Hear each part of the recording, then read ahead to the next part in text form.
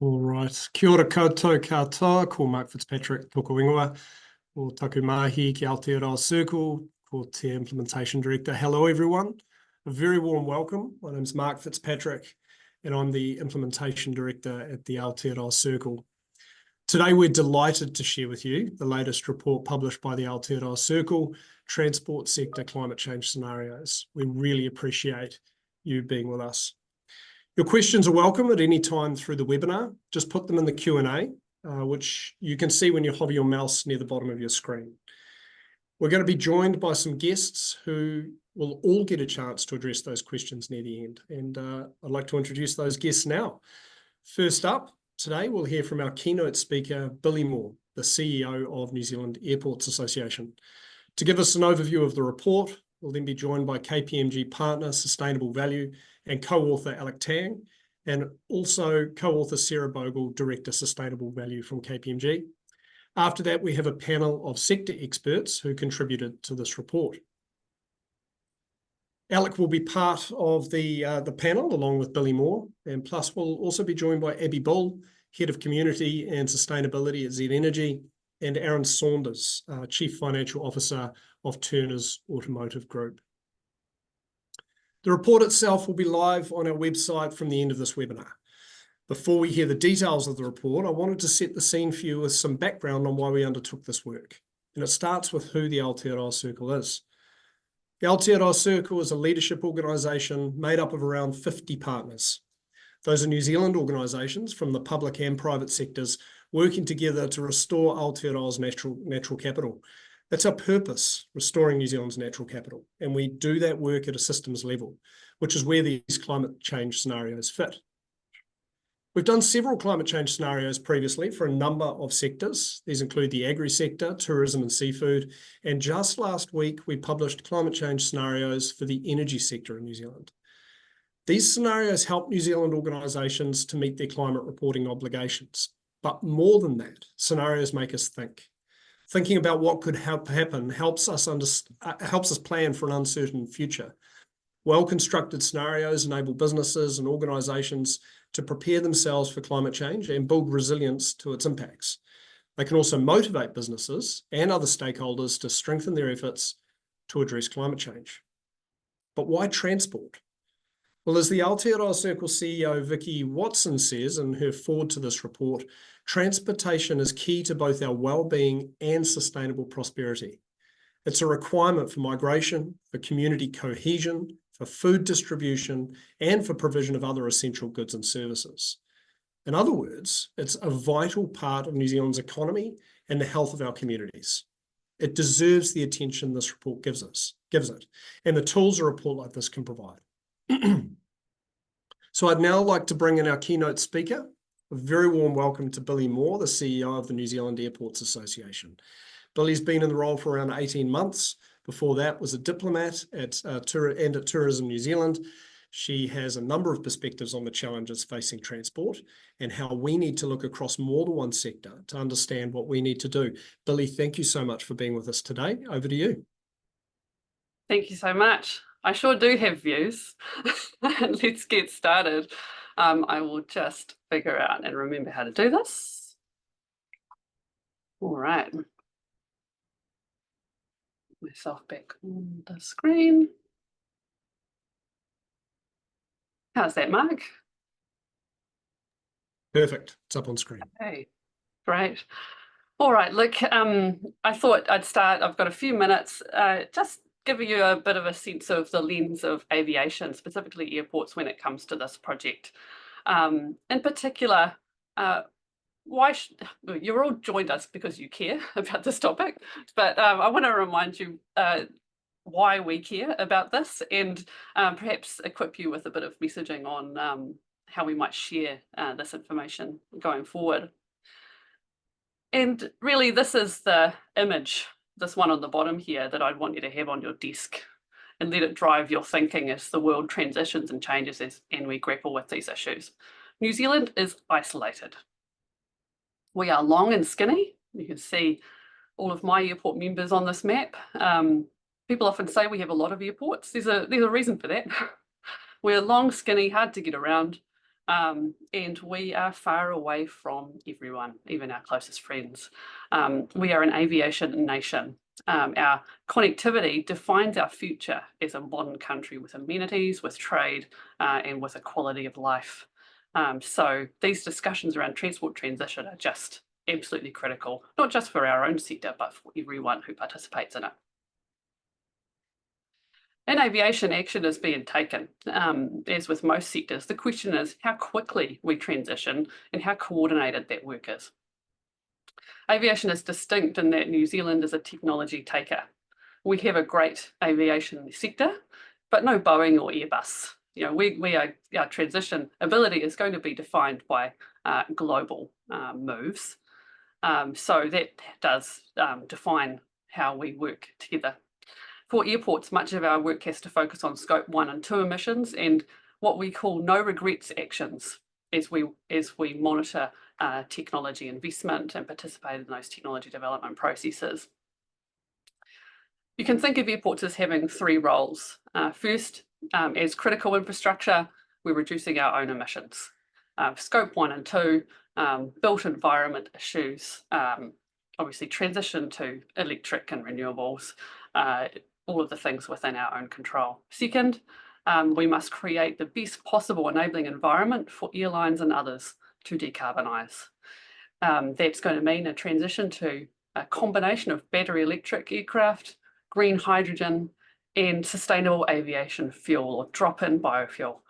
So our job is to work alongside our partners to create the best possible ecosystem to support that work.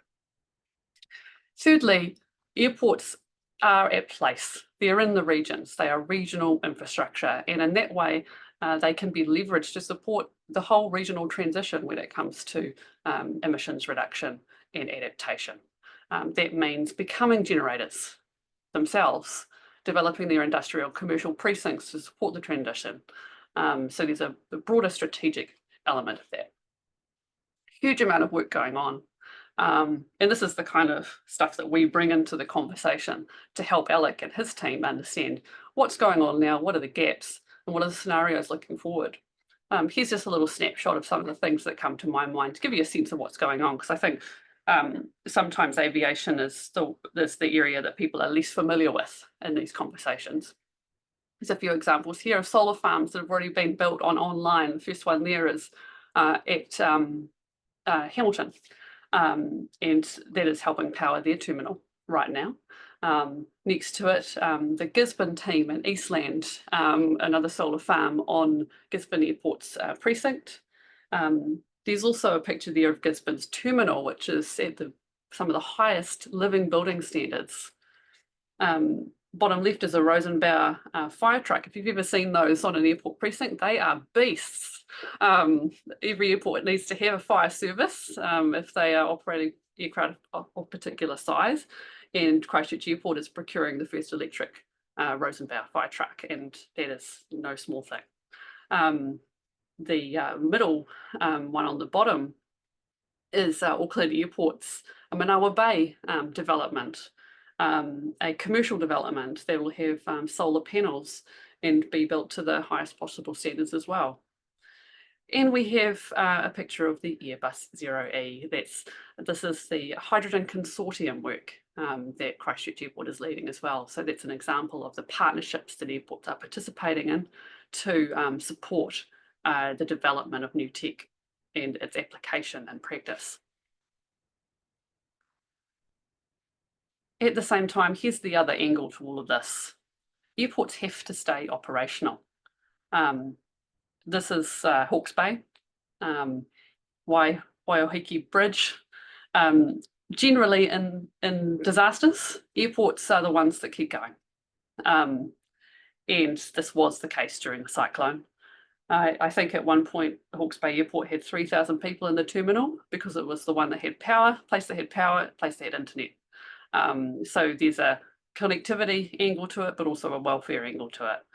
And this will increasingly be an issue as we think of the scenarios ahead. What role will aviation have, knowing that it's often the transport mode that has to function in emergency, bring in defence flights, bring in general aviation, helicopter support, rescue, all of those things. This is where the regulatory regime for airports and the user pay system really supports us. It allows us to build in long-term infrastructure investment and think 30 to 50 years ahead. And that's a huge edge when it comes to the airport network as infrastructure. A lot of talk about infrastructure at the moment, and infrastructure deterioration. We don't see that so much in our sector because we can build that kind of thinking into our work.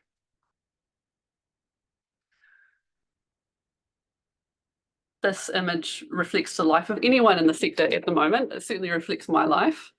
The transition on emissions reduction is going to be so complex. There are so many moving parts that all have to come together. And that's also part of the scenario work, thinking about those things. What's really going to happen? Or what are the plausible scenarios, of course, of what's going to happen? It goes from infrastructure development through to civil aviation rules. Here's just one example of things where we just don't know if we're going to get there. And we have to start coordinating exactly how we can achieve unknown regulations in time for the transition to happen. The good news is that a lot of these issues can be solved through international cooperation. And we can focus on what's New Zealand distinct as part of our transition. So the key motivation for me in being involved in this process has been the importance of aviation to New Zealand, the critical nature of aviation systems for New Zealand's resilience, and the opportunity to look at transport modes in a holistic manner. You'd be surprised, we don't get invited to many of these transport discussions because aviation is often not thought of as part of the transport system, which seems ridiculous really, but it's because it's structured a different way. We don't have a national policy statement for roads with billions and billions of dollars going towards that. It's a user pay system, mix of private and public. And often we're treated a little bit separately. So huge attraction for us in that KPMG saw the importance of seeing all modes together, and look, there's so much benefit in approaching things that way. And opportunity for us to collaborate with people we normally wouldn't, and find connections with people that we normally wouldn't. I think this will be essential going forward, breaking down the barriers of who we normally cooperate with, and I'll get to that in a second. For me, it helped create a foundation for further collaboration cross-sector as well. To me, energy and transport transitions are essentially the same thing. So the opportunity to work with KPMG on the transport scenarios and also connect with the process Aotearoa Circle is progressing on the energy scenarios was also a real selling point for me. I think in the material and the discussion that Alec will lead, there is a lot of challenging content in these scenarios. Do I personally agree with it all? Probably not, but that's part of the collaboration piece and testing each other's knowledge base, our evidence base. The scenarios are meant to challenge us and think about, what evidence and processes we have to understand the best decision making for the future. What do we know? What can we know? How can we improve our thinking over time? The themes that I see carrying through for all transport modes are that there is urgency, and there's a need to identify early transition investments to smooth the cost and to manage the disruption. Finally, in my slightly disorganized keynote, I hope it's tweaked a few thoughts for you as we head into the detail. I wanted to pose this question to you. So these scenario processes, I said, they bring interesting people together. They bring, in this case, transport modes together. We need to think about cross-sector engagement as well. But one big theme in aviation is this theme of radical collaboration. The climate transition for aviation is so complicated and such a massive task that many leaders in the system have started to use this term quite a lot. We have to radically collaborate with each other. That means between competitors, it means between nations, it means across sectors. It means that any conversation we have on climate transition, for instance, in the energy sector or the transport sector, should have the other sector around the table. There's no point in thinking about these separately anymore. And so when we think of the opportunities ahead for New Zealand, I think this is our opportunity. What could, when we look at these scenarios and track back from them, what would it look like if we were radically collaborating together to try and work towards the best possible one? That's what I've been left thinking about from working with Alec and the team. And I hope you'll think about that too as you get into the material. Thanks for the opportunity to contribute today. Billie, thank you for that. What a fantastic word to lay down. Really appreciate it. So you're sticking around for our panel discussion shortly. So there'll be an opportunity for you to answer any questions that pop up in the Q&A. A reminder to everyone, there is a Q&A there. Please do put your questions in. We've had a couple pop up already, which is fantastic. So look, now's a good time to bring in the lead author of the report, Alec Tang, partner at KPMG, and co-author Sarah Bogle, Director Sustainable Value from KPMG. Alec, before you start, let me sneak in a word of thanks. Thank you so much to you, Sarah, and your excellent team at KPMG for the hard work you did on this report. Just a reminder, in case you've forgotten, you are Secretariat. You provided climate change expertise, project coordination, stakeholder management, workshop facilitation, reporting, and documentation. It's a fantastic job. Also wanted to extend our thanks to the working group and the leadership group who gave their time and expertise to make this report happen. I think when you all read it, you'll understand the quality of the thinking and the effort that's gone into it. So thank you to everyone, and Alec, over to you. Awesome. Kia ora koutou, kia ora Mark, kia ora Billie, kia ora koutou, tēnei te mihi kia koutou katoa. And look, I take those thanks and I share those because that was where I was going to start. It isn't, you know, there are a huge number of folk who've been involved in the development of the scenarios and both within the team and obviously the wider working group, wider interest group, and so on. Particularly like to call out a couple of members of our team, Jack Bing, Claire Allen, Sarah, Anna Shaw. I know Jess is downstairs as well. A whole range of folk had been part of reading and rewriting and looking through the report. So thanks everyone for this. Can you see my slides? I'm just gonna whip through with Sarah some thoughts around this. And what I wanted to do is start us with the question of why. Why do we need these scenarios? And I'm going to start here with this dystopian picture of the future that we often face ourselves with in terms of what does the future look like. Those film savvy amongst you will know that this is a clip from Blade Runner, which is a film that was developed in 1982, but was actually set in 2019. So this world that we think of as the future, we thought should have happened 5 years ago. Those of you will know Back to the Future 2 as well, where hoverboards, we should have had our hoverboards 10 years ago, and we didn't, and we haven't. And I suppose my point is that the reason we need scenarios is that as a species, we are inherently bad at predicting what the future holds, particularly when we are in the middle of one of those sectors. So the quotes that you see in front of you are quotes of individuals, organizations within sectors that are looking at disruption and going, nah, that will never happen. That's not possible. That's not plausible. And so this kind of inherent natural tendency for us to downplay what potential change could happen is fundamentally the reason why we need to use scenarios to assist us as we look forward into the future and we look at our response to climate change. Because fundamentally, this is all about decision making, and this is all about, as Billie highlighted, making better decisions. And at the moment, or as we know, is that our decision making is framed by a whole series of mental models, perspectives, which are shaped by a whole bunch of experiences and insights from our past. And those mental models also shape our foresight and considerations of plausibility and what levers of change that we have to play with. But the problem is that our past is no longer a good indicator of what we face in the future, particularly when we consider disruptive factors like technology, like climate change, like societal shift. And we need solutions that can consider a greater range of complexity and diversity in outcomes, perspectives, and possibilities.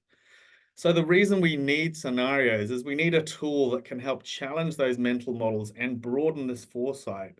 And really, we talk about scenarios being challenging and plausible.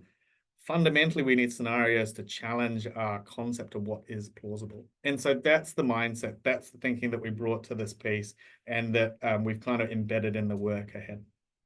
So I just wanted to set that context for you all, and I'm going to hand over to Sarah to talk a little bit through the details of the approach and what we did and how we did it.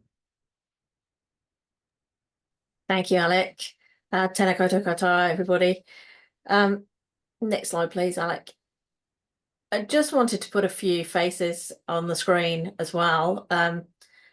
This was really our core team, convened by the Aotearoa Circle, our working group that came on the whole journey with us, that helped us make some of the key decisions, helped us steer us when there were challenges. As you can imagine, it's a very complex sector to deal with and to structure and put some scope around that's going to be achievable. It was nearly 11 months in the making, this report. But I'm just going to talk to you a bit about the approach that we went through. Next slide, please, Alec. So those of you that have been involved in scenarios work will also appreciate, as previous speakers have all said, it's really important that you get that collaboration going and have that consensus. And for transport, some of the real challenges that we had to face into early on were the complexity of the system, how we thought about it, how we dealt with the fact that we've got borders. Where do we put those borders as far as the scenarios are concerned? Do we just worry about what's moving around our system, or do we worry about how we're actually constructing it? So we were exploring the increasing severity of disruption, the things that were most material to participants. And through this process, we had over 100 stakeholders involved in our workshops. We ran 11 significant online workshops. We had a whole range of hui digging into individual topics and subject matters and specialist areas, like some of the challenges that the airports are facing that Billie talked about earlier. And through this, we tried to put some structure around it that would be helpful, because scenarios are only valuable if they actually help us change what we're doing. If we make the same decisions that we're always going to, then it's a lot of wasted effort. So we wanted to ensure that we were taking all of this group on the journey and developing that shared understanding, developing that shared capability, and empowering people to make decisions using this new kind of information, and an extra understanding of uncertainty and thinking about how we integrate that uncertainty into our decision making across the whole system. Next slide, please, Alec. So our project process, as I say, over 100 stakeholders, 11 or 12 workshops, hui.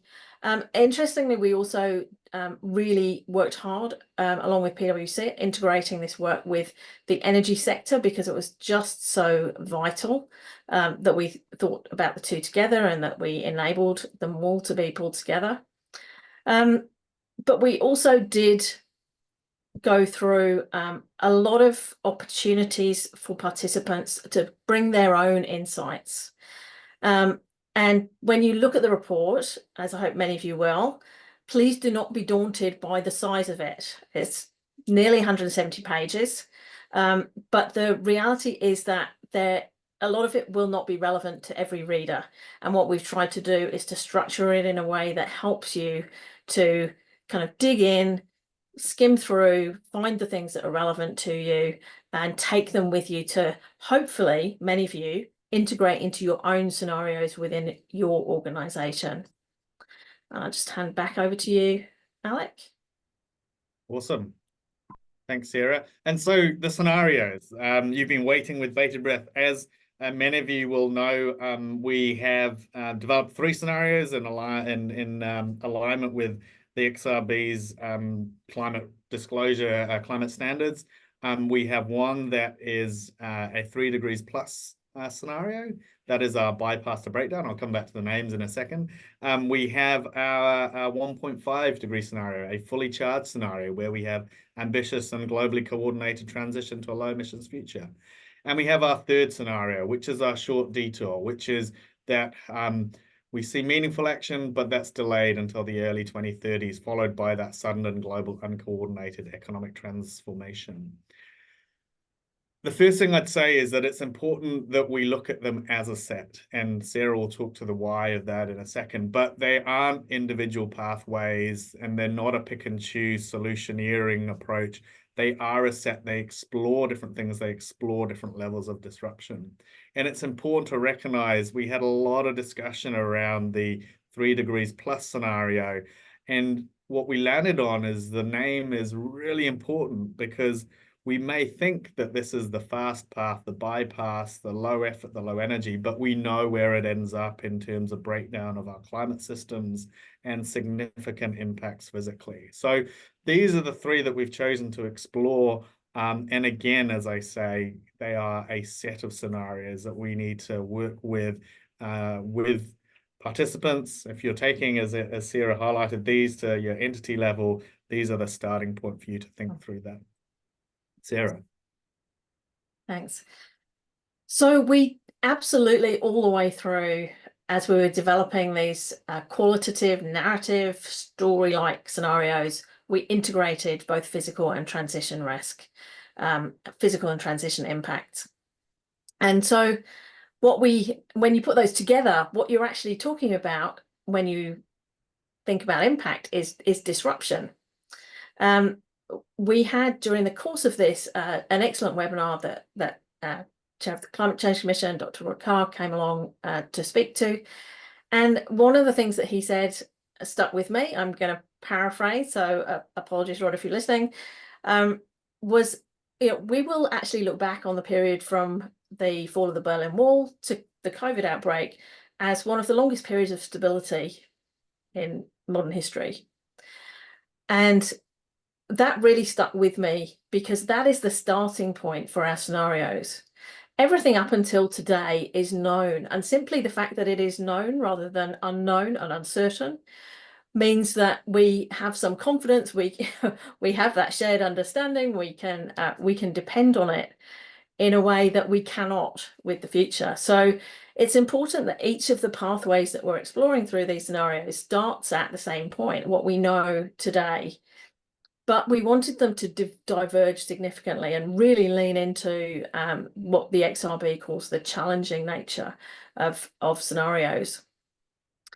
And we wanted to ensure that, as Alec said, we are recognizing that some things might look more attractive in the short term, but less attractive in the long term. But equally, that those options that lead to best long-term outcomes may also be the most challenging in the short term. We have to lean into these challenges together. So it's important that we recognize those and we use the scenarios as an opportunity to explore what might be happening in those spaces. We also looked, we kind of articulated how we would explore different aspects of the transport system. And when you look at the report, the kind of key on the right-hand side of the slide that you're looking at right now is it's actually really important throughout. It will help you to bookmark the things that are most relevant to you. If you're someone who actually has a big material stake in the C aspects of transport, then there will be certain elements of the report that you can very quickly go through and kind of pick up as, oh, that might be something that I need to look into. So we looked at air, sea and land. We looked at moving people and moving goods. And then, although it wasn't one of the kind of original distinctions when we scoped out the report, what became very clear through the workshops was that when people were talking, they were making distinctions between what was happening in the urban transport environment and what was happening elsewhere. So we've also pulled some of those things out. Next slide, please, Alec. So what does the report actually look like? Well, as I mentioned earlier, we've tried to make it really visual. really enticing to look at. It's a beautiful document, but every page actually has new and different information on it, and is going to be relative to you at different levels. But please dig into it. Have a look at those overviews to start with. So we've created essentially it's a little bit bigger than an executive summary, but it is a front part of the report that is a little bit more digestible, a little bit more an opportunity for an overview for people who just want to start to get a taster, a feel for things. And then there is the bulk of the report behind that has a lot more detail going into a lot more stories about how that might play out. Next slide, please, Alec. An example here is, oh, I'm sorry, we seem to have missed, there we go. An example here with our bypass to breakdown scenario, we've got boxes on the page that will show you how we looked at the driving forces for those scenarios, how we kind of joined those together. Those obviously then were translated into the narratives that are in the text below. We've got these little call out boxes with the little tags like you get on a map, which are little stories about what might happen in a particular situation under that scenario, just to really try and bring this to life. So there's lots of opportunity to just kind of leaf through this and pick up something different every time you look at it. Next slide, please, Alec. So we had a few key insights that came out. I don't think they surprised anybody in the room, but it's perhaps one of the first times that they've really all been articulated in the same place so succinctly by such a large group of stakeholders together from all different parts of the system. Transport system will be increasingly affected. Doesn't matter what we do right now. In the short term, we will be affected increasingly. We're going to see a massive influx of new technology and adoption of new technology to support mode shift. Those two things just absolutely went together in the minds of the participants. We know that we will have to decarbonise, but how fast we do that will actually have an impact on our ability to ensure a just transition. And I think that's something that we will really need to explore a lot more in the next few years, because we're already seeing the potential for decarbonisation action to adversely impact just transition, instead of just transition being used as a mechanism to support and reinforce decarbonisation. So it's important that we focus our minds collectively on trying to develop a positive cycle in that area. The fourth one, absolutely linking back to our energy sector scenarios, the availability and type of fuel is going to be absolutely crucial. I learned a lot of things, particularly about maritime and aviation fuel in here, which were pretty shocking through the process. Going out and doing some of that international research and finding out what's really happening and what's possible. So, you know, if you're interested in what happens beyond our borders, or if you ever would like to go on holiday ever again, you might want to have a look at some of that. And then lastly, we do really have a role potentially in our global transport sector. You know, Billie has called out with our isolation, but we also have opportunities. If we are going to ensure that our transport and our connectivity to the rest of the world is sustainable, then we should be looking at what we do here and how we become somewhere that people still want to come to, still want to bring industry to, and that our domestic producers still have the means to export. Awesome. Thanks, Sarah. And I've just got a couple final slides before we jump into the discussion in the corridor. And it's about use, and it's about where do we go to from here? The first thing I'd say is that those of you who are climate reporting entities will know that these sector level scenarios are the starting point for your entity level scenarios, and then the identification of risks and opportunities. Critically, as I'm sure you're all in the middle of, that quantification of financial impacts, that transition planning, are those next parts that are so important and so critical that we've done some really good scenario work and open minds and gone beyond the usual, oh, this is what we thought was going to happen and this is how we think it's going to play out. So really important for those who are in that climate reporting mode. But I'd also reiterate that these scenarios are not just for climate reporting entities, and they are a hopefully useful tool to think about foresight, to use as a opportunity to develop the shared vision, this radical collaboration that Billie talks about, and to inform strategic decision making.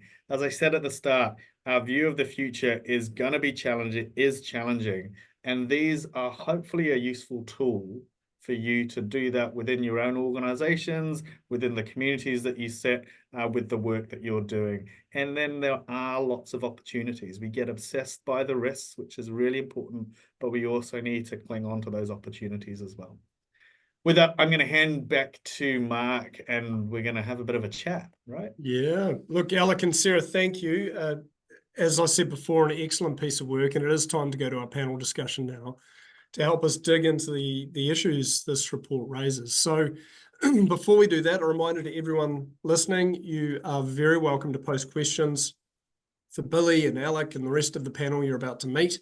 You can post these in the Q&A. We have a team monitoring that, and we'll endeavour to get to as many of them as we can through the next discussion. So without further ado, let's go to the panel. So rejoined by Alec, partner at KPMG, and Billie Moore, CEO, New Zealand Airports Association. Plus we welcome Abbie Bull, Head of Community and Sustainability at Z Energy, and Aaron Saunders, Chief Financial Officer from Toyota's Automotive Group. And look, Alec, I want to start with you. You mentioned scenarios. They're not predictions, but they are plausible futures, which might motivate change in behaviour. What behaviour change do you think we need most? Yeah, look, it's a great question, and I'll start, and I'm sure the other panelists will jump in. And unsurprisingly, given where I started our presentation, for me, the biggest behavioural change is actually in our mindsets and our connotations of what plausible looks like. And I really challenge us all to do this. It is really easy to read something and think, well, not happening, or well, not plausible. And we had many of those conversations, as I'm sure the rest of the fellas know. But I would challenge us to think about that differently, that we do need to broaden our horizons, and think much more differently. You know, setting aside climate change, we are just not going to move things around in the same way that we have before, and we need to be really open to that. And I think that, for me, is my big call out as we go forward. Aside from that, I think, Billie, your point about collaboration, like the constraints that we've historically operated within, like blasting them out and opening them up, I think is really important. Absolutely. Yeah, thanks, Alec. And look, other panelists, please feel free to chip in with your thoughts on any of these questions. But Aaron, let me come to you. I might just segue. Go for it, Billie. Yeah. Big opportunity, because I think that point around how we organise ourselves, what these scenarios tell us about, you know, if we track back from the scenarios and go, how should we have organised ourselves to better deal with these? I think they also go to the heart of how government is organised. So one of the reasons why we approach things as sectors traditionally at the moment is because that's how government's organised too. We have a Ministry of Transport, we have MB, we have everyone in their spaces, and they are still grappling with that challenge of how to work across each other. If we look at these scenarios and define our challenges, how would we organise our agencies based on those challenges and actually meeting them? It might be quite different. And so that's where I think that thinking more creatively and breaking out of those boundaries in the way that Alec's talking about as well can be applied in really practical terms, and should force us to ask questions about the systems that we need, because the way we're organised and the way we coordinate together really matters to how quickly we're going to be able to transition. Absolutely. And transitioning to something new in the future is going to require radical collaboration. There's no doubt. And Aaron, moving to you, look, we're a nation of roads. Every scenario in the report sees roads continuing to take the majority of people and freight. Even in the fully charged scenario, it's 59% of the freight mode share. Do we just need to accept that we're a nation of roads, or should we try to change this? It's a great question. I mean, I'm no social scientist, but I do think that perhaps there's a reason why you could describe us as a nation of roads. And by whatever combination of geography and lack of population density and just the physical characteristics of New Zealand have resulted in roads essentially being the most effective, I think, and convenient way to move people and goods. So to some extent, I think we've evolved that way because it has perhaps historically been the best way to meet those challenges of moving people and goods around New Zealand. And there was one other point that I think I'm attributing this correctly to Rod Carr, and he made a comment that stuck with me, and it's something along the lines of people will not give up point-to-point transport at their own convenience. And currently that is essentially facilitated by roads. So I'm not convinced that we can or should try to change this. Clearly, we have to decarbonise, but I'm not sure that we are going to easily shift goods and people off the roads, given the particularly geographic constraints, and also I think resource and financial constraints that New Zealand is faced with. Mm-hmm. Interesting. Can I just jump in, because I think Aaron he makes some really important points, and roads are here, and I'd say two things, and I've said this to or been on panels with the minister before, like let's think about how we use those roads fundamentally, right? They are here. We will have them, but how we use it will depend on those parameters that Sarah talks about, like distance, mode, what we're doing it for, how we're doing it, and folding all of that in is really, really important. What I'd also say is that we have to think about decarbonisation and adaptation at the same time, right? So when we're thinking about assets and we're thinking about investments, are we making those decisions in a way that minimize our exposure? And as we go down pathways that perhaps broaden and sprawl and leave us more exposed, there are costs of that we're going to have to bear. So we have to, and this goes right back to the point that these scenarios aren't, we don't go, this is the direction we're going to go, it's going to be this future. It all needs to support better decision making and exploring a whole bunch of possibilities. Yeah, well said. And then I've actually a question from the audience on the way we use our roads, which I might circle back to at some point. But Abbie, I do want to come to you next. Kiwis love their cars. The bypass to breakdown scenario suggests that in 2050, Kiwis will still be wedded to their internal combustion engine vehicles. How do we change that culture? And do we need to change that culture? Thanks, Mark. Just make sure I'm off mute. In answer to the last part of that question, if you can get through the report and say no, then that's it would be a surprise to me. But yeah, absolutely yes, and without question. With New Zealand's unique emissions profile, we know that transport really does present an incredible opportunity, not just to reduce emissions, but obviously the health benefits that are associated with redesigning our transport system. And I think we have a story that we like to tell ourselves about our obsession with cars, and I don't think it's the cars themselves that we are connected to.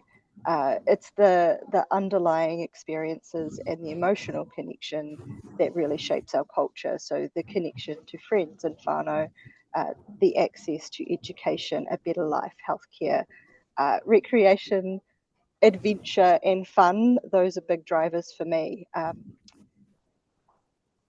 People just want to live happy, meaningful lives. So when you tell them they have to give up their cars, if you enter the conversation in that way, what they're hearing is, I want you to give up something that I love and something that is incredibly important to me. So how do you change the culture? It begins with being curious about what our very diverse and unique needs are. We're not all the same, so there is not one size that fits all. So even if you take something that we have relatively high conviction to, so the shift from our light passenger fleet to electrification, there are still some incredibly important challenges that we have to solve. So the evolving technology, the complexity, addressing people's fears and barriers around cost, range anxiety, and businesses are actually well incentivized to design products that people love so much that they will pay us money for. So, you know, that's a really great opportunity for businesses. We have an existing skill set there. But also to Billie's point, again, you know, I think we'll hear collaboration a lot through this webinar. We cannot do this as a single entity or as a single individual. It is the system change that is needed from a technical and from a cultural perspective. Thanks, Abbie. I do want to weave in a question from someone that's fired into the Q&A, and I want to come to you first, Alec. So I think this is an area, though I know this is an area that you've had a personal conviction around for some time, but anyone feel free to comment. So your discussion or your mention around hoverboards prompted this. So using an e-scooter as a proxy, do you think that simply diversifying current road corridors to safely support more forms of personal transport alongside of prioritising low emissions vehicles is a low-cost answer to emissions reduction in cities? Yeah. I see the question, and it's lovely to see you on the call, Jess. So yeah, look, in what you'll see, and again, this has been the challenge that we faced in pulling together these scenarios, to recognize that there are lots of different reasons why we travel or move, or what are we moving, and so on. So there is no one solution for everything. And I think, Aaron, your point about point-to-point travel, yeah, how we do that point-to-point travel, and Abbie, to your point, in a way that unfortunately, and doesn't compromise on our experience of why we're doing that travel, is going to be really important. And having infrastructure that supports it is not only really important from a decarb, as I said, perspective, but actually we don't have endless amounts of capital. We have to be really clever about how we use that capital. And we have a whole bunch of existing resources that we can deploy differently. So I think what you'll find as you read the different scenarios, so obviously as we think about the fully charged scenario, we do talk about electrification, but we also talk about other forms of micromobility and how there are structures in place that enable that. And so remembering, again, the purpose of these scenarios are saying, well, if we are to achieve this, or if we are to go down a 1.5 degree scenario pathway, what needs to have happened for that to occur? And what needs to have happened for us to get a more diverse, a more diverse group of ways of moving around, is that we need supporting infrastructure and policies and settings and so on. And so that's the pathways that we've explored through those different scenarios. And you'll be pleased, Jess, that we do talk about that. But we also talk about vertical transport technology. So individualized flight, which I saw on the news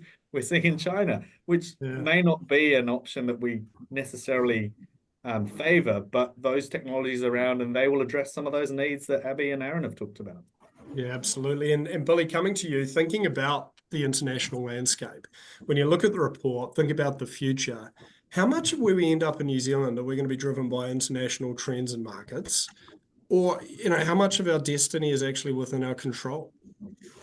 That's a big question, particularly kind of transitioning from the discussion that Abbie has helped us just have around individual behaviour and the use of cars. When it comes to aviation, for instance, we are embedded in a global network. And a lot of that network, particularly for a small country like New Zealand, depends on scale to be viable. So individual behaviour trends are less useful when we think about a transition for aviation, because the fewer people that fly basically means the lower user base to pay for the technology we're going to need to transition the network. So there's a real balance to be struck there. As you say, there's huge international trends in this space. As I mentioned, we're a technology taker. We have to be part of aircraft development conversations where it makes sense, and New Zealand's airports and airlines are. In New Zealand and Christchurch Airport, for instance, is part of the hydrogen consortium. That's because New Zealand is well placed for those kinds of tech testing opportunities. People might not be aware, but Air New Zealand has one of the largest turboprop fleets in the world, because we have so many regional routes that need that size of aircraft. So it's quite attractive for developers who are looking for battery electric and hydrogen aircraft development to think about the New Zealand market. So that's the kind of thing that's going on. But ultimately, it will depend on technology breakthroughs on batteries that we then need to get in the line to procure. And if anyone is familiar with aircraft procurement, you know that's not going to be easy, particularly when everyone's after the same stuff. The other big driver for us is how well the globe scales up sustainable aviation fuel production. And that's going to be a key driver of the main chunk of emissions that can be addressed that way, which is all of our international flights effectively. So I mean, I often have a thought experiment in my head where I think, well, 80% of my questions are probably going to be addressed through international processes in some form or international markets. There's probably about 20% that we have to think about that's New Zealand distinct, about our geography, our consumer needs, and our value add. You know, what's our opportunity amidst all this? And a lot of that is around our renewable energy possibilities. So it means that New Zealand can have an edge, for instance, in the development of eSAF. If I won't get into exactly the fundamentals of eSAF, but it does mean we can produce zero emission fuel if we can scale up energy production. So we've got to think of that edge through this that can create opportunity and jobs for us as well. But the main thing for me is we need to be proactive about what we want to be as part of this global network. And it's been mentioned, I think, a little bit by Sarah before. This whole transition is and will happen around us. And having a sense of the scenario that New Zealand would like to achieve in terms of our market contribution and the type of offering we want to provide global consumers is really essential. Otherwise, we're just going to end up with a bit of a muddle. Let's organise towards a particular goal. That would be my Indeed. Yeah, look, thanks, Billie. And Aaron, I want to come to you. A question again from the audience. Do the scenarios help guide actions organisations can take today while wider infrastructure and collaboration means are being explored? I think so. I mean, I just want to sort of build quickly on Billie's point that we are a technology taker, and there's very little we can really do about that except perhaps think about some of our settings. So, for instance, we have commissioned some research that says 80% of Kiwis spend less than $20,000 on a car or personal vehicle, and 60% spend less than $10,000. And there's going to be some element of those in use over time. But perhaps we should be aligning ourselves with just about all of the rest of the world and shifting to the other side of the road, because that will enable us to access significant quantities of, dare I say it, second-hand EVs or second-hand hydrogen trucks at prices that perhaps we as a low to middle income economy can actually afford and accelerate our transition through. Not sure if I'm quite answering your question, but there are some, I mean, there's certainly some significant costs associated with that process, but we kind of, I think, need to ask ourselves those questions. You know, from my own experience, I think corporates are increasingly trying to do their bit in terms of decarbonising their fleets. You know, it's possible with light vehicles. It's becoming possible with light commercial vehicles. And, you know, what we see is some of those corporates are now recycling those initial investments back into newer vehicles, which you know, means we've got the second-hand pool starting to re-enter the fleet. So, yeah, I definitely think people will certainly give pause after looking at these scenarios, and they will start to influence actions. Yep. Well, thanks, Aaron. And Abbie, I don't know if you've got a thought about Aaron's suggestion there, and I guess I'll open it up for you to provide a reaction. At the same time, a question that's come up for us: do you think we've been bleak enough in our assessment within the scenarios?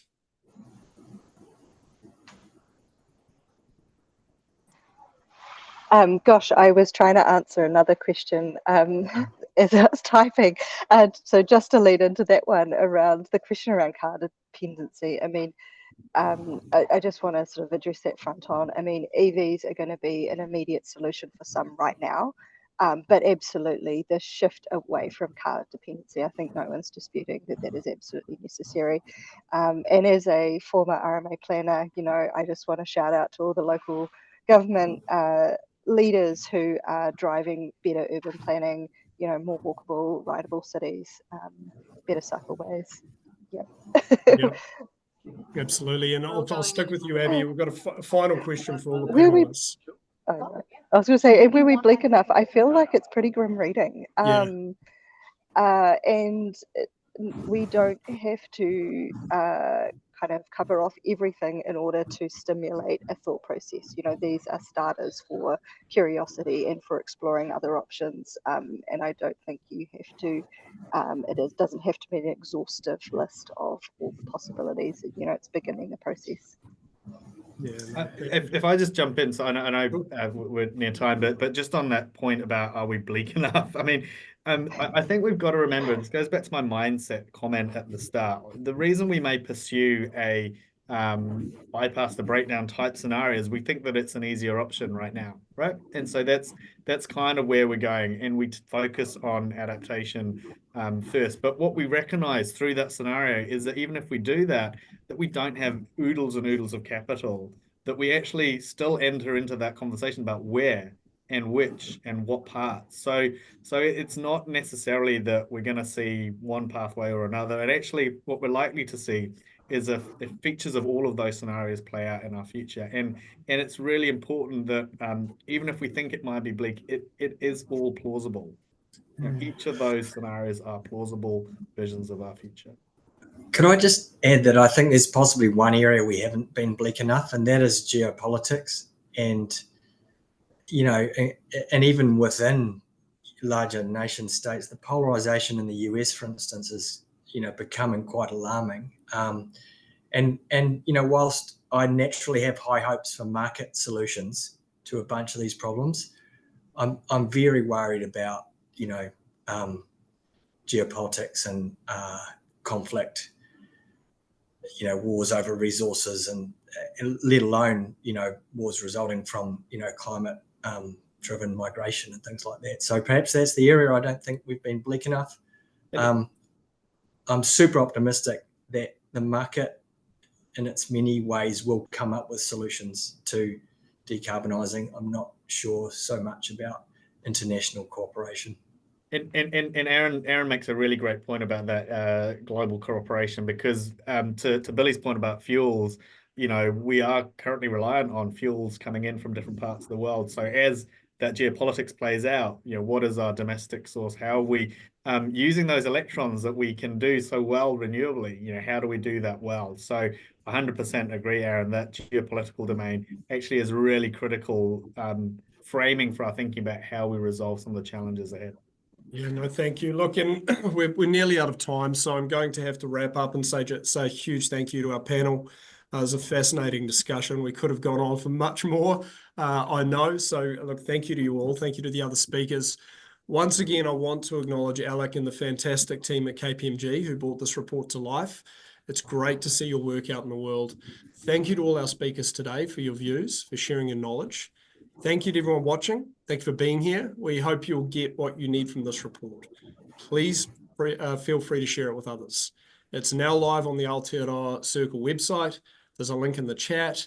You can find it also by heading to reports and resources section on our website. Plus, we'll be posting it about on LinkedIn shortly. Please like our post, share the post, spread the word. You may hear and see some coverage on the media later today as well. And as mentioned in the conversation, you may also like to check out the other reports published just last week on the energy sector and its climate change scenarios. You'll also find a link to that in the chat and on our website. So thank you very much. Ngā mihi nui, and have a great rest of your day.